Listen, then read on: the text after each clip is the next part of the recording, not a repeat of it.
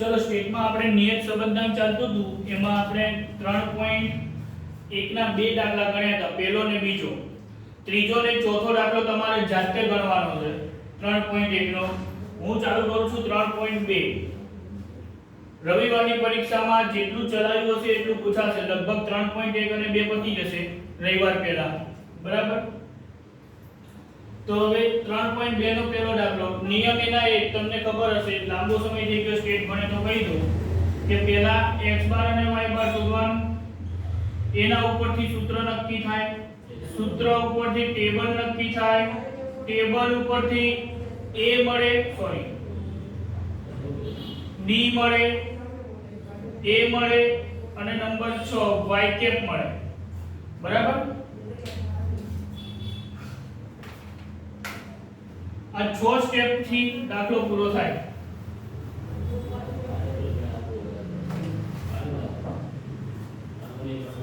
તો જોઈએ, x એ ખાતરનો વપરાશ દર્શાવે છે, y એ કપાસનો પાક દર્શાવે છે. y ની x પરની નિયત સંબંધ રેખા મેળવો જ્યારે ખાતરનો વપરાશ 300 હોય, એટલે કે x બરાબર કેટલા હોય 300, ત્યારે કપાસનું અનુમાન y નું અનુમાન કરો. સૌથી પહેલા x બાર અને y બાર શોધવા ટોટલ મારવા પડશે. 28 35 25 24 20 25 20 177.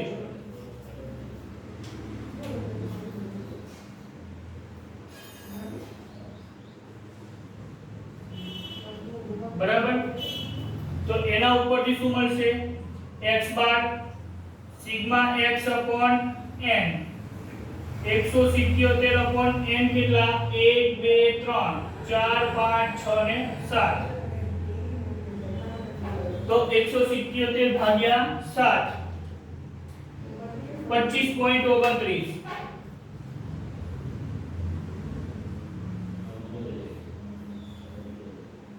જે રીતે x બાર શોધ્યો એ રીતે y બાર. y બાર નું ટોટલ કરીએ તો પહેલા y નું ટોટલ કરીએ 128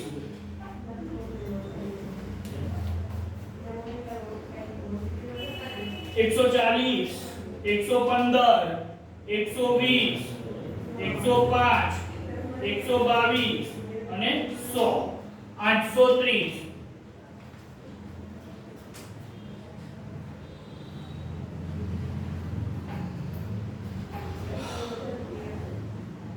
y બાર બરાબર સિગ્મા y upon n 830 ભાગ્યા 7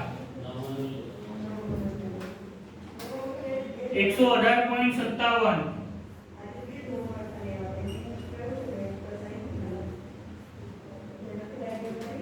બરાબર. તો તમને ખબર છે રીતના નિયમો. અપૂર્ણાંકમાં જવાબ આવ્યો 40 થી મોટા અવલોકન છે તો uv વાળી રીત આવે તો અહીંયા ધારી લઈએ a બરાબર 25, b બરાબર 115. ઉપર કોલમ બનાવવાના ચાલુ કરીએ. સૌથી પહેલા શું બને? u is equal to x minus a v y minus b u square અને uv.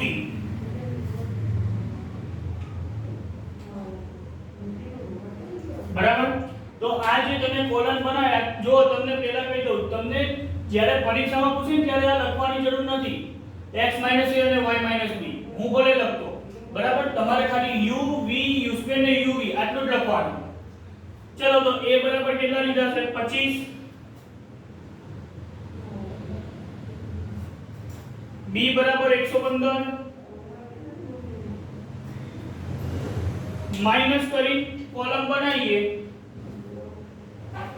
28 minus 25 plus 3 35 માંથી 25 જાય 10 25 minus 25 0 24 minus 25 minus 1 20 minus 25 minus 5 25 minus 25 0 20 minus 25 minus 5. बराबर. टोटल कर नाखिए 3 10 1 5 અને 5 તો ટોટલ આવશે 2 બરાબર હવે આનું 128 માઈનસ 115 13 140 માઈનસ 115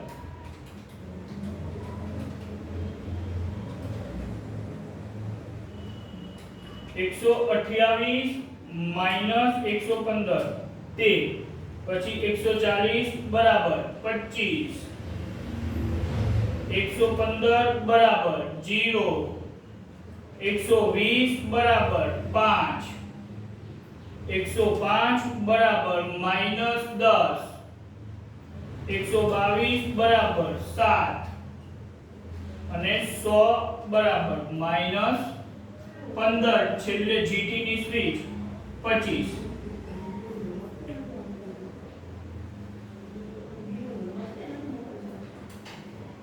બરાબર ચલો u પૂરું v પૂરું u સ્ક્વેર તો 3 નો સ્ક્વેર 9 100 0 1 25 0 25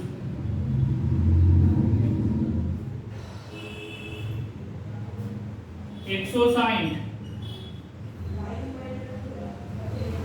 કરી લેજે કન્ફર્મેશન 9 100 1 25 બીજા 25 બરાબર 160 બરાબર હવે uv 13 તરી 39 25 ગુણ્યા 10 250 5 ગુણ્યા 1 માઈનસ 5 આવે ને એક વખત માઈનસ છે પછી માઈનસ માઈનસ પ્લસ 50 0 5 15 50 પ્લસ 75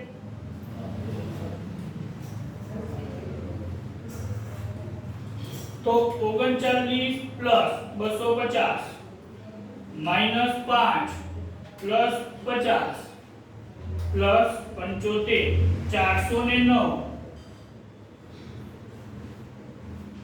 બરાબર આગળ વધીએ તો આગળ ઉપર હવે સૌથી પહેલા b શોધવાનો થશે ને b n sigma uv minus sigma u into sigma v upon n sigma u square minus sigma u નો હોલ સ્ક્વેર રૂટ નહીં આવે અને v નો સ્ક્વેર નહીં આવે બરાબર ને તો રકમ ભરીએ હવે n કેટલા આપ્યા છે 7 ગુણ્યા sigma uv 409 minus sigma u જો સિગ્મા u 2 ગુણ્યા સિગ્મા v 25 છેદમાં n કેટલા 7 u નો સ્ક્વેર 160 u નો હોલ સ્ક્વેર એટલે કે 2 નો હોલ સ્ક્વેર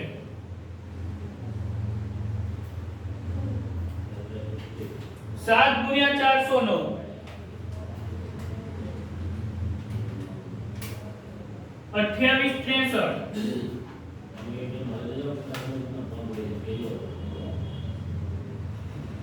માઈનસ 50 છેદમાં 16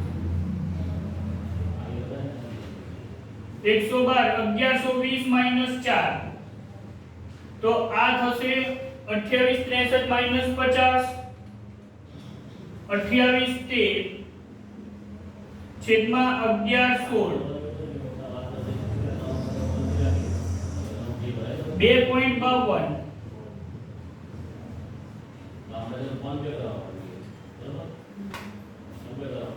બરાબર b શોધાઈ ગયો હવે આવશે a બરાબર y બાર માઈનસ bx બાર y બાર ની જગ્યાએ કેટલા 118.57 માઈનસ b ની જગ્યાએ કેટલા 2.52 x બાર ની જગ્યાએ 25.29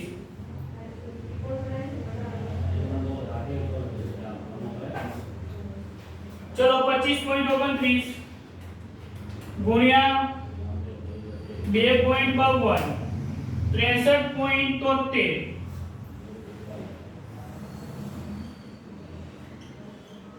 અહીંયા આવશે 118.57 એમના m તો જવાબ આવશે 54.83 એટલે કે 84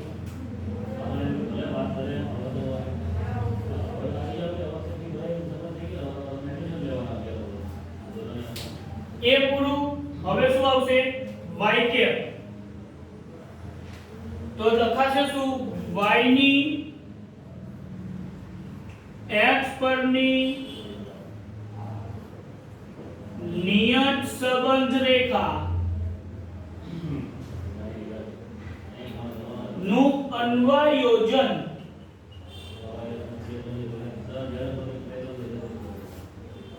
જ્યાં y કેપ बराबर a plus bx तो a ની જગ્યાએ 54.84 પ્લસ b ની જગ્યાએ 2.52 x m ના m બરાબર તો આ થઈ ગઈ y કેપ ની નિયત સંબંધ રેખાનું સમીકરણ હવે મને x ની જગ્યાએ કેટલા મૂકવાના કીધા 300 એને લખ્યું છે ખાતરનો વપરાશ 300 હોય ખાતર એટલે x તો x ની જગ્યાએ કેટલા મૂકતા 300 મૂકતા x બરાબર 300 લેતા 54.84 સોરી આખું સમીકરણ લખવાનું y cap is equal to 54.84 plus 2.52x तो 54.84 प्लस 2.52 बराबर ने હવે ગુણાકાર 2.52 ગુણ્યા 300 756 પ્લસ 54.84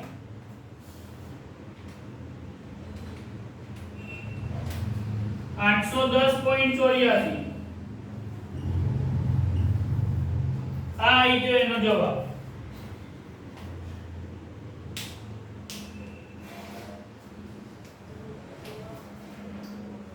એક મિનિટ જો હવે આની આગળ દાખલા નંબર બીજો આમાં મને છે ને અહીંયા ખાતરનો વપરાશ આ જે વસ્તુ છે અહીંયા મને એવું લખેલું છે 10 કિગ્રા રકમમાં બરાબર તો અહીંયા છે ને ભાગાકાર 10 વડે થઈ જાય એક કિગ્રાના સંદર્ભમાં નથી એટલે કે આ જો આ 100 ના સંદર્ભમાં છે 100 વડે ગુણાકાર થયેલો એમ આનો ગુણાકાર 10 વડે થયેલો છે બરાબર પણ એને ઉપર મને લખી આપી દીધું તો અહીંયા મારે એવી જ રીતના ભાગાકાર 10 વડે કરવો પડે 300 ભાગ્યા 10 બરાબર તો અહીંયા ગુણાકાર 30 વડે થશે સોરી અહીંયા 10 કિગ્રા એવું રકમમાં લખેલું છે ચોપડીમાં બરાબર 10 કિગ્રા તો મારે અહીંયા 10 વડે ગુણાકાર એટલે કે 30 વડે ગુણાકાર કરવો પડે તો 2.52 ગુણ્યા 30 તો આવશે 75.6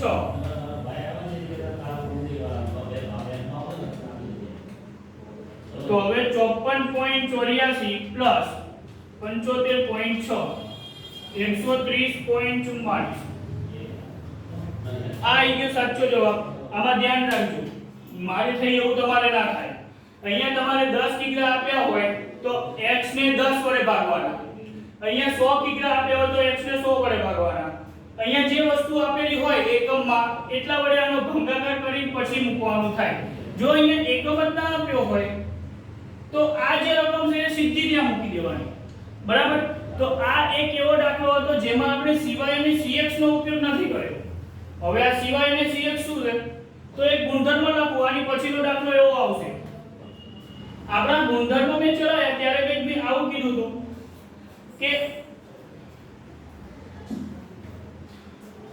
જે સહસંબંધાંક હોય, સહસંબંધાંક એ સ્વતંત્ર છે શેનાથી? તો ઉગમ બિંદુ અને માપ પરિવર્તન થી કેવું છે? સ્વતંત્ર. એટલે કે ઉગમ બિંદુ એટલે પ્લસ માઈનસ, માપ પરિવર્તન એટલે ગુણાકાર ભાગાકાર. તો તમે આ રકમમાં પ્લસ માઈનસ કરો કે ગુણાકાર ભાગાકાર કરો એની જવાબ ઉપર કોઈ અસર પડતી નથી. શેમાં? ચેપ્ટર નંબર 2 ની વાત કરું છું, સહસંબંધાંકમાં. બરાબર? આ ચાલે છે ચેપ્ટર નંબર 3. એનો નિયમ આવું કહે છે, આ ચેપ્ટર નું નામ શું છે? નિયત સંબંધાંક. અને એનો નિયમ એવું કહે છે કે ઉગમ બિંદુથી સ્વતંત્ર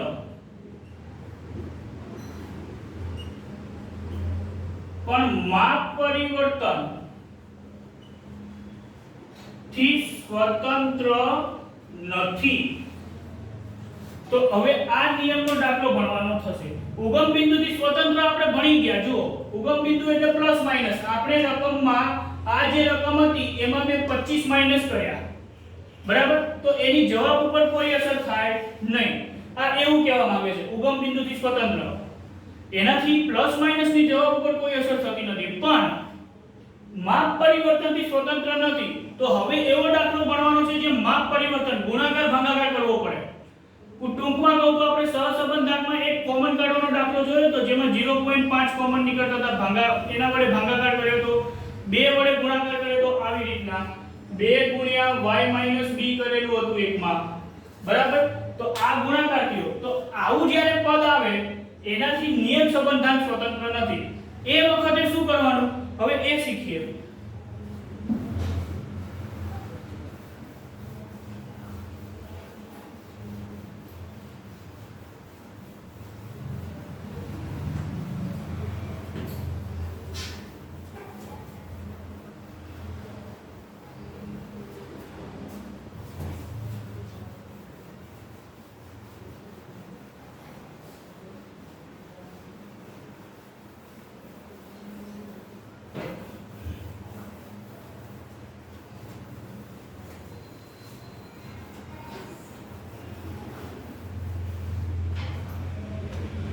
ફરીથી અહીંયા ચિપકાઈ દો નિયમ કે ભાઈ ઉગમ બિંદુ